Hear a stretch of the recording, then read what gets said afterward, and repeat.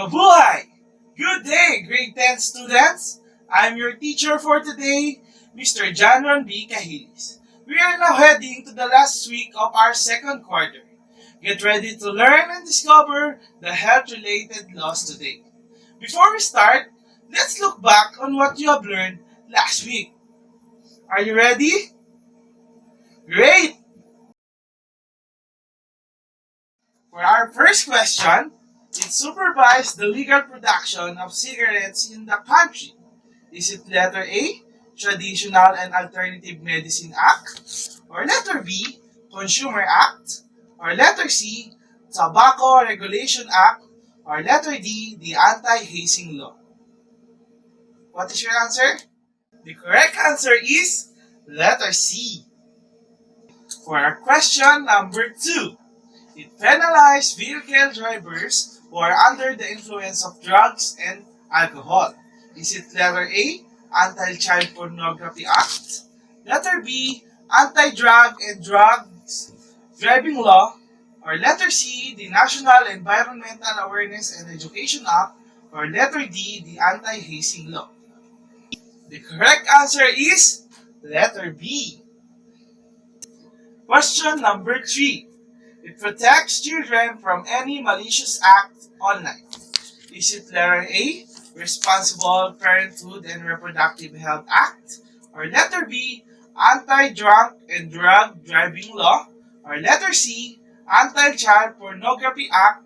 Or letter D, Philippine AIDS Prevention and Control Act? And the correct answer is letter C. Question number 4. Provides for maternal and child health care, family planning, and responsible parenthood. Is it letter A, Responsible Parenthood and Reproductive Health Act? Or letter B, National Environmental Awareness and Education Act? Or letter C, Anti-Hazing Law? Or letter D, Anti-Child Pornography Act? And the correct answer is letter A. Question number 5.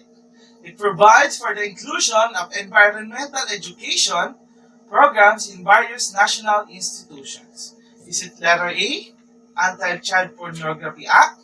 Or letter B, Anti-Drunk and Drug Driving Law? Or letter C, National Environmental Awareness and Education Act? Or letter D, Tobacco Regulation Act? And the correct answer is letter C. Great job! Now that we recall our last topic, let's open a new one. Don't forget to get your SLAM, your notebook, and your ballpen. The first law that we will be discussing is Republic Act No. 7394 or the Consumer Act of the Philippines. It is a national policy which aims to protect the interests of consumers and buyers of products and services, promote consumers' general welfare, and to set and maintain standards of conduct for both businesses and industrial sectors. Consumer Act of the Philippines has 3 objectives. The first objective is to protect the interests of the consumers. The second objective is to promote his or her general welfare. The third objective is to establish standards of conduct for business and industry. What are some government agencies that are responsible on implementing this law? We have the Philippine National Police, the Food and Drug Authority, and the Department of Trade and Industry. The next law is the Republic Act 8423, or the Traditional and Alternative Medicine Act of 1997, or TAMA. It is an act creating the Philippine Institute of Traditional and Alternative Healthcare, or PISAC. Provides for the improvement of the quality and delivery of healthcare services in the country through the development of traditional and alternative healthcare and its integration into the national healthcare system. What are the examples of alternative medicines that we can use? Here are some. Number 1 is Lagundi. Number 2 is Bayabas. Number 3 is Sambong. Number 4 is Guyabano. And number 5 is oregano. These are just some of the alternative medicines that we can use in our daily lives.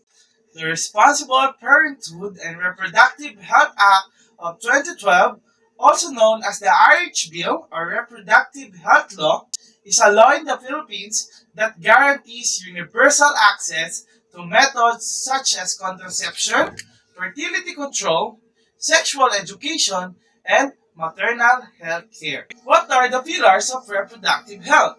We have four pillars. The first one is informed choice. Is it to ensure the health of the mother and child, an effective and quality reproductive healthcare services which are ethically and medically safe, legal, accessible, and affordable shall be given primary to them. The second pillar is respect for life.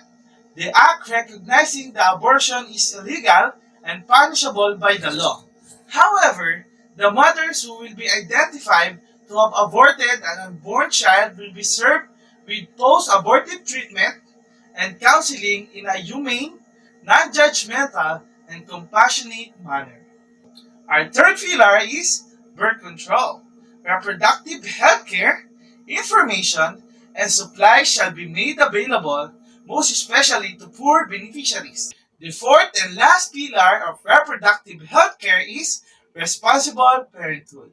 Couples determine their ideal family size. In addition, the government shall equip each parent with needed information in all aspects of family life, reproductive health, and this pillar. Did you know?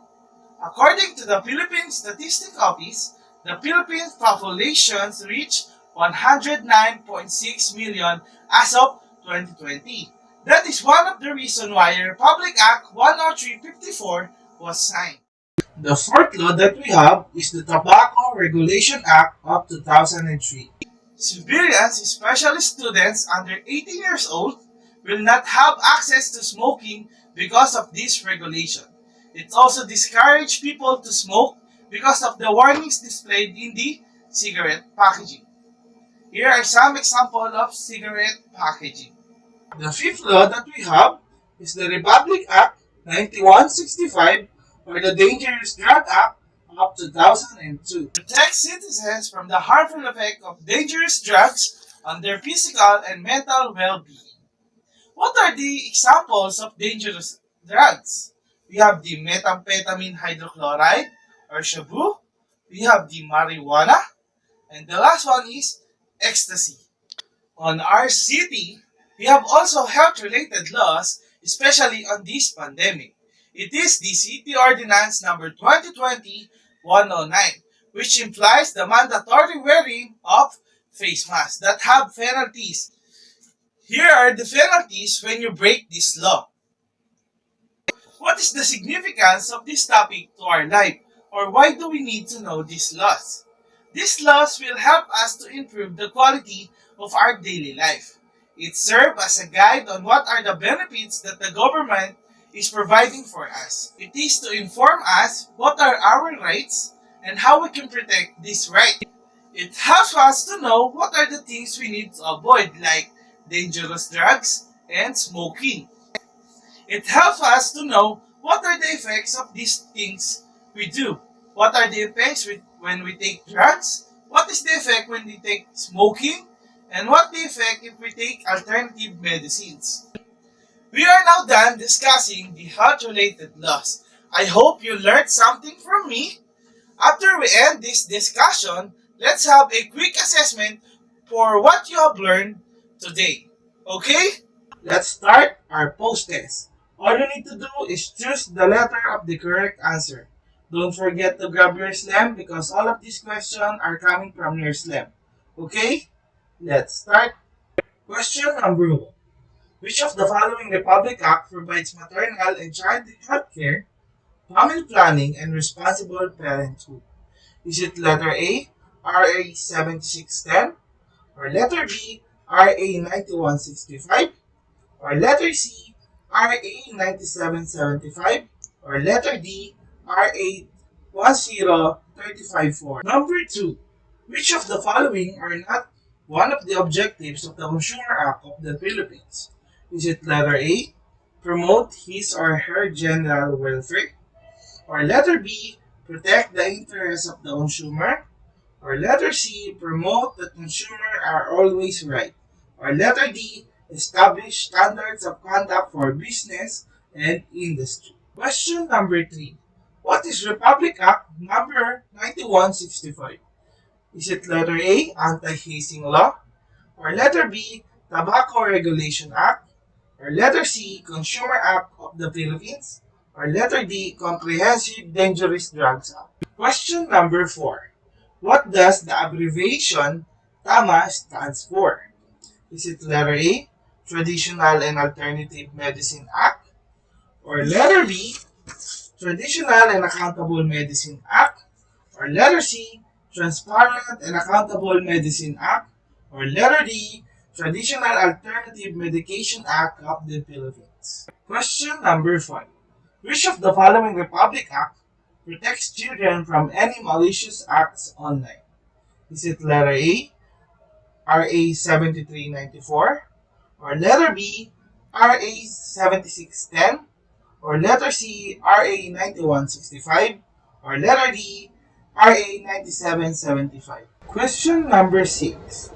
Which of the following is not one of the pillars of Responsible Parenthood and Reproductive Health Act? Is it letter A, birth control? Or letter B, freedom of choice? Or letter C, respect for love?